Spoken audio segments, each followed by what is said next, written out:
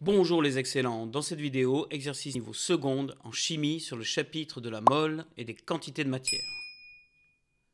Allez, c'est parti.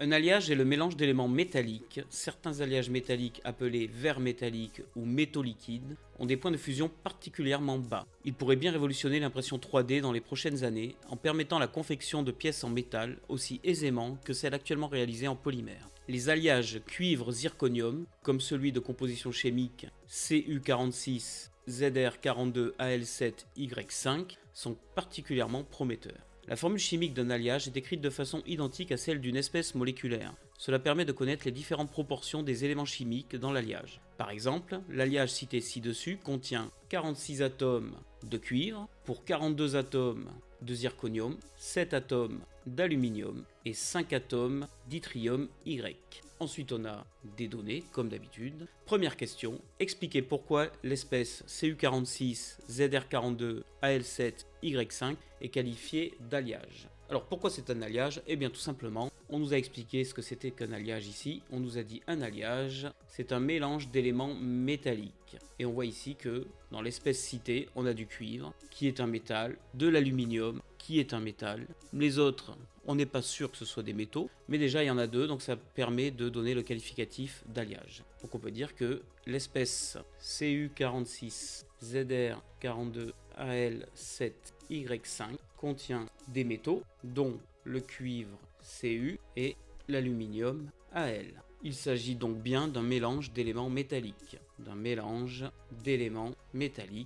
C'est donc bien un alliage métallique. Bon, cette première question, c'était plus une question à propos de la lecture attentive de l'énoncé. Deuxième question, indiquez comment déterminer la quantité de matière de chaque atome présent dans un échantillon de masse M égale 1 kg d'alliage Cu46 Zr42Al7Y5. Donc soit un échantillon de Cu46 Zr42Al7Y5 de masse petit m égale 1,0 kg. Et on souhaite connaître la quantité de matière, donc c'est-à-dire le nombre de moles de chaque atome. Et pour cela, on doit d'abord connaître la masse de chaque élément qui intervient dans la composition de l'alliage. Donc, dans une entité de Cu46 Zr42Al7Y5, on a 46 atomes de cuivre, 42 atomes de Zr, 7 atomes de Al et 5 atomes de Y. Donc on a une masse, petit m, égale 46 fois la masse d'un atome de cuivre, plus 42 fois la masse d'un atome Zr, plus 7 fois la masse d'un atome d'aluminium, plus 5 fois la masse d'un atome Y, c'est-à-dire 46 fois.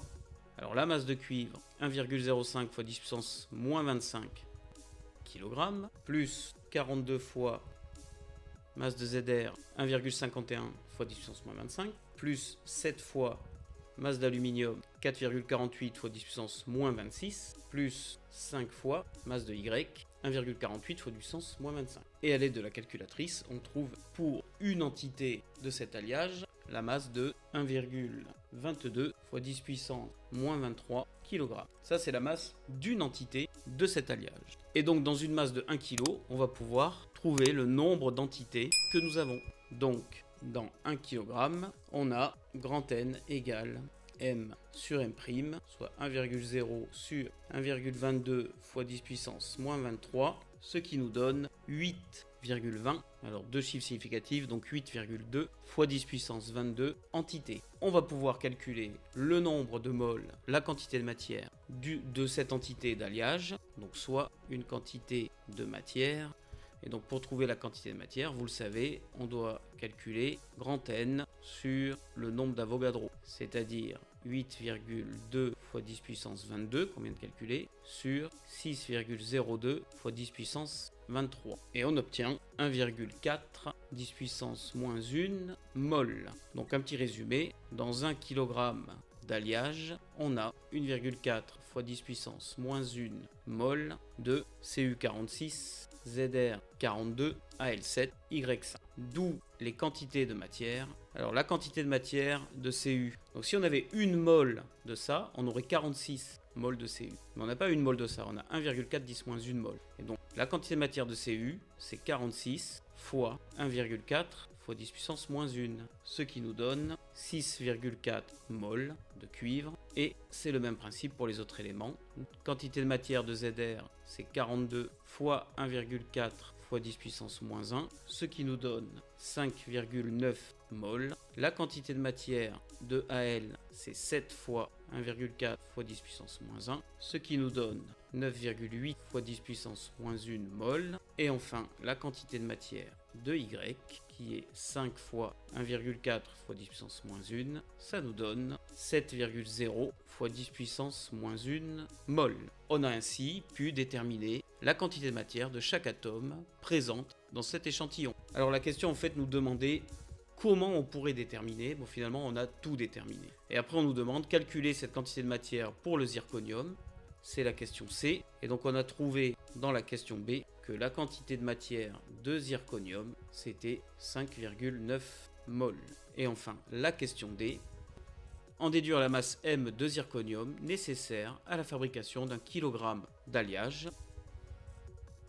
Donc on connaît la quantité de matière de zirconium. On peut calculer le nombre d'atomes de zirconium. Donc grand N Zr égale 5,9 quantité de matière fois le nombre d'Avogadro. Donc 5,9 fois 6,02 fois 10 puissance 23. Et on obtient 3,6 fois 10 puissance 24 atomes de zirconium. Et on nous a demandé la masse. On a donc la masse totale nécessaire de zirconium pour la fabrication d'un kilogramme d'alliage. On doit multiplier ce nombre d'atomes de zirconium dont on a besoin par la masse d'un atome de zirconium. Donc 3,6 fois 10 puissance 24 fois, et la masse d'un atome de zirconium, c'était indiqué dans l'énoncé, 1,51 fois 10 puissance moins 25 kg.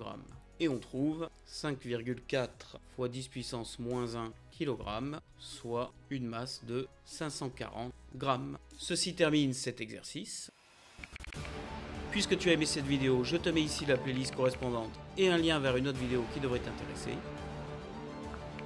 Pour devenir excellent dans n'importe quelle matière scientifique, abonne-toi et prends un cours particulier à distance avec moi, tu vas exploser ta moyenne. Et n'oublie pas, pour devenir excellent, c'est Lucien Prof.